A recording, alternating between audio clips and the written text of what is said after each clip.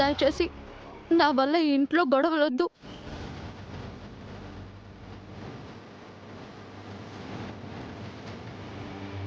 ఈ ఇంట్లో నుంచి ఈ బంధాన్ని, నా నుంచి ఈ పాపని ఎవరు వేరు చేయలేరు.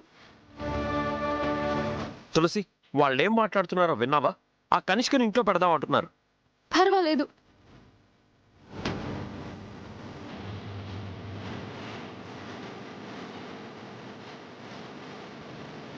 నాకేం ప్రాబ్లం లేదు.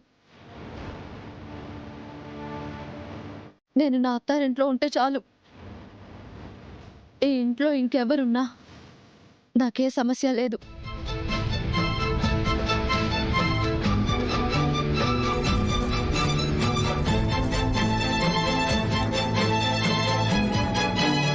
ఓహో, అంటే ఇంతసేపు ఈ మహారాణి అనుమతి కోసమేనా నువ్వు అడ్డుపడింది?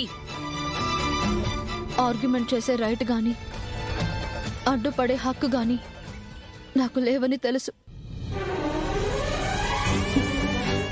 నా వల్ల గొడవలొద్దని మాత్రమే చెప్పాను.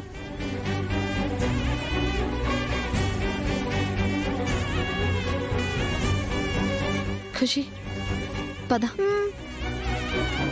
తులసి, చా, మీరిప్పట్లో మారేలా లేరు. ఈ క్షణం నుండి నీ పతనం మొదలైంది తులసి. నిన్ను కాటికే పంపిస్తాను, చూస్తూ ఉండు. చూసావా బసవా?